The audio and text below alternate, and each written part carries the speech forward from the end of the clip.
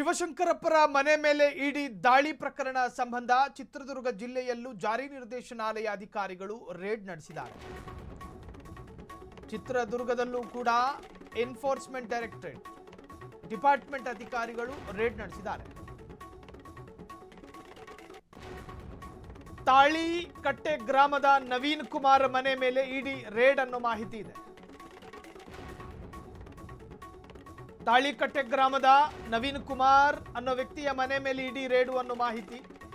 ಪಶು ವೈದ್ಯಾಧಿಕಾರಿಯಾಗಿ ನೇಮಕ ಆಗಿದ್ದ ನವೀನ್ ಕುಮಾರ್ ಅಕ್ರಮವಾಗಿ ನೇಮಕವಾದ ಆರೋಪದ ಅಡಿ ಕೇಸ್ ದಾಖಲು, ಹಿನ್ನೆಲೆ ರೇಡು. ಚಿತ್ರದುರ್ಗ ಜಿಲ್ಲೆ ಹೊಳಲ್ಕೆರೆ ತಾಲೂಕಿನ ತಾಳಿಕಟ್ಟೆ ಗ್ರಾಮ ನವೀನ್ ಕುಮಾರ್ ಮನೆಯಲ್ಲಿ ಶೋಧ ನಡೆಸ್ತಾ ಇರೋ ಇಡಿ ಸಿಬ್ಬಂದಿ.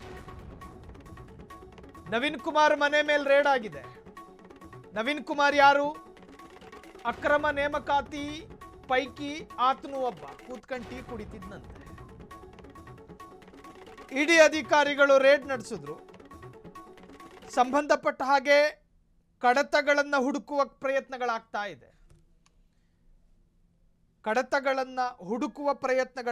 ಇದೆ. ನವೀನ್ ಕುಮಾರ್ ಹೆಂಗ್ ನೇಮಕ ಆದ್ರು, ಯೋಗ್ಯಸ್ಥನ, ಈತ ಯೋಗ್ಯನ, ಎಲ್ಲವೂ ಕೂಡ ಪರಿಶೀಲನೆಗಳಾಗ್ತಾ ಇದೆ. ತಾಳಿಕಟ್ಟೆ ಗ್ರಾಮದ ನವೀನ್ ಕುಮಾರ್ ಮನೆ ಮೇಲೆ ಜಾರಿ ನಿರ್ದೇಶನಾಲಯ ಅಧಿಕಾರಿಗಳ ರೇಡ್ ಆಗಿದೆ. ಇದಿವತ್ತು ಅತ್ಯಂತ ಮೇಜರ್ ಸುದ್ದಿಯಾಗಿ ಮಾರ್ಪಡೋದ್ರಲ್ಲಿ ಸಂದೇಹ ಇಲ್ಲ. ಇಲಾಖೆಯಲ್ಲಿ ಅಕ್ರಮವನ್ನ ನಿರ್ಭಯನಾಗಿ ಮಾಡಬಹುದು, ಅಕ್ರಮವಾಗಿ ಕೋಟಿಗಟ್ಟಲೆ ಹಣವನ್ನ ಸಂಪಾದನೆ ಮಾಡಬಹುದು, ಬೆವರಿಳಿಯೋದಿಲ್ಲ, ಕಷ್ಟಪಡಂಗಿಲ್ಲ. ತನ್ನ ಅಧಿಕಾರವನ್ನ ಬಳಸಿ ಅಕ್ರಮ ನೇಮಕಾತಿ ನಿಶ್ಶಬ್ದವಾಗಿ ಸಂಪಾದನೆ ಮಾಡೋದು, ಸೌಂಡು ಬರೋದಿಲ್ಲ.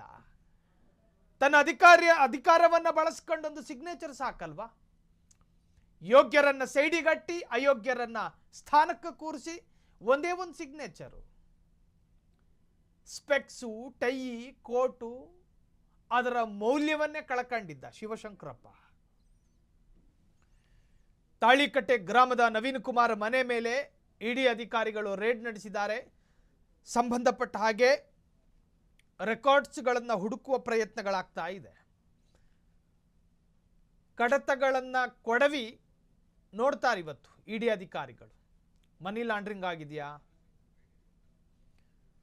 ಇನ್ನಿದೇ ಪ್ರಕರಣಕ್ಕೆ ಸಂಬಂಧಪಟ್ಟ ಹಾಗೆ ವಿಪಕ್ಷ ನಾಯಕ ಅಶೋಕ್ ಮಾತನಾಡಿದ್ದಾರೆ, ನೋಡ್ಕೊಂಡು ಬರೋಣ. ಹಗರಣದ ಬಗ್ಗೆ ಬಿಜೆಪಿ ವಿಧಾನಸಭೆಯಲ್ಲಿ ಸುಮಾರು 2 ದಿನಗಳ ಕಾಲ ನಾವು ಚರ್ಚೆ ಮಾಡಿದ್ದೀವಿ. ಕೆಪಿಎಸ್ಸಿ ಬ್ರಹ್ಮಾಂಡ ಭ್ರಷ್ಟಾಚಾರದ ಬಗ್ಗೆ ಎಳೆಯಾಗಿ ಬಿಡಿಸಿದ್ದೀರಿ. ಯಾವುದೇ ರಾಜ್ಯದಲ್ಲಿ, ಉತ್ತರ ಪ್ರದೇಶ ಅಂತ ರಾಜ್ಯದಲ್ಲಿ ಕೆಪಿಎಸ್ಸಿ ಮೆಂಬರ್ ಇರೋದು 8 ಜನ. ನಮ್ಮ ರಾಜ್ಯದಲ್ಲಿ ಡಜನ್ ಗಟ್ಟಲೆ ಇದ್ದಾರೆ, 18 ಜನ ಏನೋ ಇದ್ದಾರೆ. ಅಂದರೆ ಲೂಟಿ ಮಾಡೋದಕ್ಕೋಸ್ಕರ ಜನಗಳನ್ನ ಜಾಸ್ತಿ ಮಾಡ್ಕೊಂಡಿದ್ದಾರೆ. ಈ ಸರ್ಕಾರ ಯಾರನ್ನ ನೇಮಕ ಮಾಡಬೇಕು ಅಂತ ಚೀಟಿ ಕಳಿಸ್ತಾರೋ ಅವ್ರನ್ನ ನೇಮಕ ಮಾಡ್ತಾರೆ. ಮೆರಿಟ್ ಇಲ್ಲ, ಪ್ರಶ್ನೆ ಪತ್ರಿಕೆ ಸೋರಿಕೆ, ಹಣ, ಲಂಚ, ಆಡಿಯೋ ಎಲ್ಲ ರಿಲೀಸ್ ಆಗಿದೆ. ಬೇಕಾದಷ್ಟು ಆಡಿಯೋಗಳು ಬಂದ್ಬಿಟ್ಟಿದೆ. ಲಂಚ 1,80,00,000.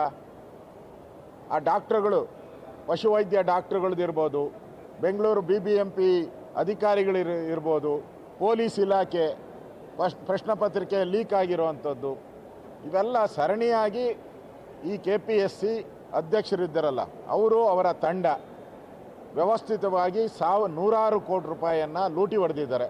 ಇವತ್ತು ಇಡಿ ರೈಡ್ ಆಗಿರೋದು ಆ ದುಡ್ಡೆಲ್ಲ ವಾಪಸ್ ಸರ್ಕಾರಕ್ಕೆ ಬರಬೇಕು ಅನ್ನೋ ಉದ್ದೇಶದಿಂದ ಮಾಡ್ತಾ ಇದ್ದಾರೆ. ತಪ್ಪಿತಸ್ಥರಿಗೆ ಶಿಕ್ಷೆ ಆಗಬೇಕು. BJP ಆ ನಿಲುವನ್ನು ಸ್ಪಷ್ಟವಾಗಿ ನಾವು ಹೇಳಿದ್ದೀರಿ. ಈ ಕಾಂಗ್ರೆಸ್ ಸರ್ಕಾರ ಈ KPSC ಬಗ್ಗೆ ಯಾಕೋ ಒಂದು ರೀತಿ ಅವ್ರ ಮುಲಾಜಲ್ಲಿದ್ದಂಗೆ ಕಾಣಿಸ್ತಾ ಇದೆ. ಏನು ಕ್ರಮ ತೆಗೆದುಕೊಳ್ತಾ ಇಲ್ಲ. ಅಧಿವೇಶನದಲ್ಲಿ ಸಿದ್ದರಾಮಯ್ಯನವರು ಹೇಳಿದ್ರು ಅವ್ರನ್ನೆಲ್ಲ ಕಟ್ ಡೌನ್ ಮಾಡ್ತೀರಿ, ನಾವು ಬೇರೆ ರಾಜ್ಯಗಳಲ್ಲಿ ಎಷ್ಟಿದೆ ಅಷ್ಟಕ್ಕೆ ನಾವು ತೊಗೊಂಬರ್ತೀರಿ ಅಂತ ಹೇಳಿದ್ರು. ಅದನ್ನೂ ಮಾಡಲಿಲ್ಲ. ತನಿಖೆನೂ ಮಾಡ್ತಾ ಇಲ್ಲ. ಮಾತತ್ರ ಒಂದು SIT ರಚನೆ ಮಾಡ್ತಾರೆ, ಆಮೇಲೆ ಮುಚ್ಚಾಕ್ತಾ ಇದ್ದಾರೆ. ನಾವು CBI ತನಿಖೆ ಕೊಡಿ ಅಂತ ಕೇಳಿದ್ರಿ. CBI ತನಿಖೆ ಕೊಟ್ಟಿದ್ರೆ ಇಷ್ಟೊತ್ತಿಗೆ ಈ ಯಾರು KPSC ಹಗರಣದಲ್ಲಿ ಭಾಗಿಯಾಗಿದ್ರು ಅವರೆಲ್ಲ ಜೈಲಿಗೆ ಹೋಗ್ತಾ ಇದ್ರು. ಅದರಿಂದ ಎಲ್ಲೋ ಒಂದು ಕಡೆ ಈ ಸರ್ಕಾರ ಅದನ್ನೆಲ್ಲ ಮುಚ್ಚಾಕ್ತಾ ಇದೆ ಅನಿಸ್ತಾ ಇದೆ. ಇವತ್ತು ರೈಡ್ ಆಗಿ ಇರೋದು ರಾಜ್ಯದಲ್ಲಿ ಕೆಪಿಎಸ್ಸಿ ಹಗರಣ ಅನ್ನೋದು ಜಗಜ್ಜಾಹೀರು. ಸಂಬಂಧಪಟ್ಟ ಹಾಗೆ ಆಡಿಯೋಗಳು ಲೀಕ್ ಆಗಿದ್ದಾವೆ.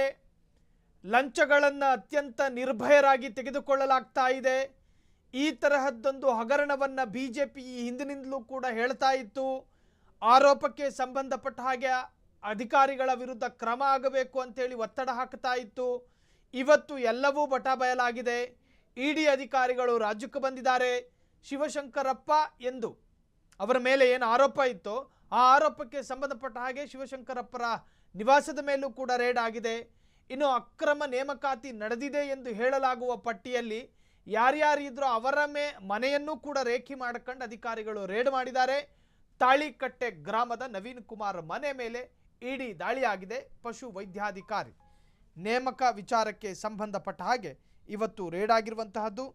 ಆರ್ ಅಶೋಕ್ ಕೂಡ ಇದರ ಬಗ್ಗೆ ಸವಿಸ್ತಾರವಾಗಿ ಮಾತನಾಡಿದ್ರು. ಹಿಂದಿನಿಂದಲೂ ಕೂಡ ನಾವು ಇದನ್ನು ಹೇಳ್ತಾ ಇದ್ವಿ, ಆದರೆ ನಿಜಕ್ಕೂ ಕೂಡ ಎಲ್ಲ ಒಂದು ಕಡೆ ಇದರ ಬಗ್ಗೆ ಯಾರಿಗೂ ಕೂಡ ಆಸಕ್ತಿ ಇರಲಿಲ್ಲ. ಇವತ್ತು ಎಲ್ಲವೂ ಕೂಡ ಬಟಾಬಯಲಾಗಿದೆ ಅಂಥೇಳಿ ಆರ್ ಅಶೋಕ್ ಕೂಡ ಈ ಬಗ್ಗೆ ಮಾತನಾಡಿದ್ದಾರೆ. ಒಟ್ಟಾರೆ ಇದೇ ಪ್ರಕರಣಕ್ಕೆ ಸಂಬಂಧಪಟ್ಟ ಹಾಗೆ ಮತ್ತಷ್ಟು ಅಪ್ಡೇಟ್ಸ್ಗಳು ಕೂಡ ಲಭ್ಯವಾಗ್ತಾ ಇದೆ. ಪಶುವೈದ್ಯರ ಹುದ್ದೆಗೆ 70-80 ಲಕ್ಷ ರೂಪಾಯಿ ಪಡೆದು ವಂಚನೆ ಆರೋಪ. ದೂರು ದಾಖಲಿಸಿ ಇರೋದ್ರಿಂದ ಇಡಿ ಅಧಿಕಾರಿಗಳ ಪರಿಶೀಲನೆಗಳಾಗ್ತಾ ಇದೆ. ವಿಧಾನಸೌಧದ ಪೊಲೀಸ್ ಠಾಣೆಯಲ್ಲಿ ಈ ಹಿಂದೆ ಪ್ರಕರಣ ದಾಖಲಾಗಿತ್ತು. ಪಶುವೈದ್ಯರ ಹುದ್ದೆಗೆ 70-80 ಲಕ್ಷ ದೂರು ದಾಖಲಿಸಿರೋದ್ರಿಂದಾಗಿ ಈ ವಿಚಾರ ಇವತ್ತು ಬಹಳಷ್ಟು ಚರ್ಚೆ ಆಗ್ತಾ ಇದೆ. ಇಡಿ ಅಧಿಕಾರಿಗಳು ಕೂಡ ರೇಡ್ ಮಾಡಿದ್ದಾರೆ. ಪಶುವೈದ್ಯರ ಹುದ್ದೆಗೆ 70-80 ಲಕ್ಷ ಲಂಚವನ್ನು ಸ್ವೀಕಾರ ಮಾಡಿದ್ರು ಎನ್ನುವ ಆರೋಪ ಇದೆ. ವಿಧಾನಸೌಧ ಪೊಲೀಸ್ ಠಾಣೆಯಲ್ಲಿ ಪ್ರಕರಣ ದಾಖಲಾಗಿದೆ. ಈ ಬಗ್ಗೆ ವಿಜೇಂದ್ರ ಮಾತನಾಡಿದ್ದಾರೆ, ಕೇಳಿಸ್ಕೊಳ್ಳಿ. ಕೆಪಿಎಸ್ಸಿ ನನ್ನ ಮನೆ ಅಲ್ಲ.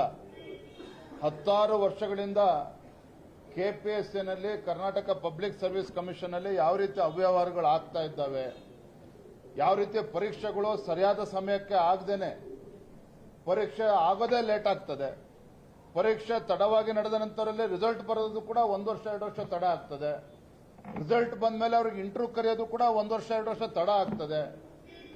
ಲಕ್ಷಾಂತರ ವಿದ್ಯಾರ್ಥಿಗಳು ಹಗಲು ರಾತ್ರಿ ಶ್ರಮವಹಿಸಿ ಪರೀಕ್ಷೆನ ಬರೆದಿರ್ತಾರೆ. ಜಾತಕ ಪಕ್ಷಿಗಳ ತರ ಕಾಯ್ತಾ ಇರ್ತಾರೆ, ಇವತ್ತು ರಿಸಲ್ಟ್ ಬರುತ್ತೆ ನಾಳೆ ರಿಸಲ್ಟ್ ಬರುತ್ತೆ ಅಂತೇಳಿ. ಆದರೆ 10 ವರ್ಷಗಳಿಂದ ಈ ರೀತಿ ಆ ವಿದ್ಯಾರ್ಥಿಗಳ ಅನ್ಯಾಯ ಆಗದಂತೂ ಯಾರು ಕೂಡ ತಪ್ಪಿಸೋದಕ್ಕೆ ಸಾಧ್ಯ ಆಗಿಲ್ಲ. ನಾನು ಮೊನ್ನೆ ಕೆಲವು ಆಡಳಿತ ಪಕ್ಷ ಶಾಸಕರ ಹೇಳಿಕೆಯನ್ನು ಕೂಡ ಗಮನಿಸಿದ್ದೇನೆ. ಬಿಜೆಪಿ ಸರ್ಕಾರ ಇದ್ದಾಗ ಅವರ ಅಪಾಯಿಂಟ್ಮೆಂಟ್ ಆಗಿರೋದು ಅಂತೇಳಿ. ನಾನು ನೇರವಾಗಿ ಮತ್ತೊಮ್ಮೆ ಹೇಳ್ತಾ ಇದ್ದೇನೆ, ಯಾವ ಸರ್ಕಾರದಲ್ಲಿ ಅವರು ಅಪಾಯಿಂಟ್ ಆಗಿದ್ದಾರೆ ಅನ್ನೋದು ಮುಖ್ಯ ಅಲ್ಲ. ಯಾವುದೇ ಸರ್ಕಾರದಲ್ಲಿ ಅಪಾಯಿಂಟ್ಮೆಂಟ್ ಆಗಿದ್ರೂ ಕೂಡ ಕೆಪಿಎಸ್ಸಿ ಚೇರ್ಮನ್ ಇರ್ಬೋದು, ಸದಸ್ಯರಿರ್ಬೋದು, ನಿಷ್ಪಕ್ಷವಾಗಿರ್ತಕ್ಕಂಥ ತನಿಖೆ ಆಗಲೇಬೇಕಾಗ್ತದೆ. ಹಾಗಾಗಿ ಮಾನ್ಯ ಮುಖ್ಯಮಂತ್ರಿಗಳ ಮತ್ತೊಮ್ಮೆ ಆಗ್ರಹ ಪಡಿಸ್ತೇನೆ, ಇದನ್ನ ಸಿಬಿಐ ತನಿಖೆಗೆ ಆದೇಶವನ್ನು ಮಾಡಿ ಸರಿಯಾದ ರೀತಿ ತನಿಖೆನೂ ಕೂಡ ಆಗಲಿ. ಜೊತೆಲಿ ಮಕ್ಕಳ ಭವಿಷ್ಯವನ್ನು ರೂಪಿಸ್ತಕ್ಕಂಥ ನಿಟ್ಟಿನಲ್ಲಿ ರಾಜ್ಯ ಸರ್ಕಾರವೂ ಕೂಡ ಸರಿಯಾದ ರೀತಿಯ